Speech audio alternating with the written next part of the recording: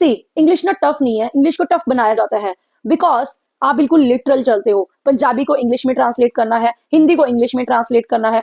भाई क्यों word to word translate करना है? Talk to me, talk with me, मेरे साथ बात करो, मेरे नाल गाल करो, talk with me, it's talk to me. हाँ, टॉक विद मी भी होता है, मेरी एक लॉन्ग वीडियो है, यू कैन गो। कहाँ पे टॉक टू मी होता है, कहाँ पे टॉक विद मी होता है, दोनों करेक्ट है।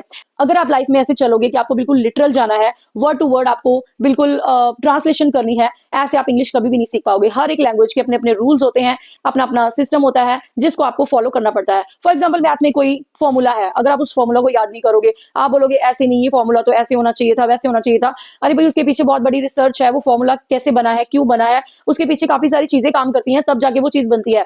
ऐसे ही इंग्लिश में कोई वर्ड होता है, पहले वो यूज होता है, जिसके पीछे बहुत बड़ी रिसर्च होती है, बहुत सारी चीजें होती हैं, उसके बाद वो वर्ड बनता है और फिर वो डिक्शनरी में ऐड किया जाता है।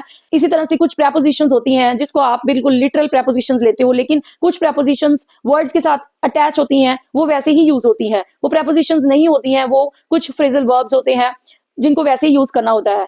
So don't be so literal, just try to understand, learn the language, enjoy the language as it is. Don't try to change it. Reading, writing, speaking and listening.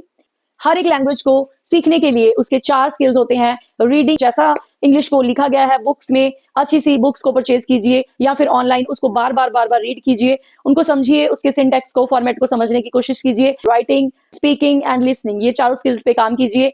देखिए आपको डिफरेंस नजर आएगा, but don't be so literal. Try to understand the meaning, tone, and intention. Like, share, subscribe. Preet Sarat Talks.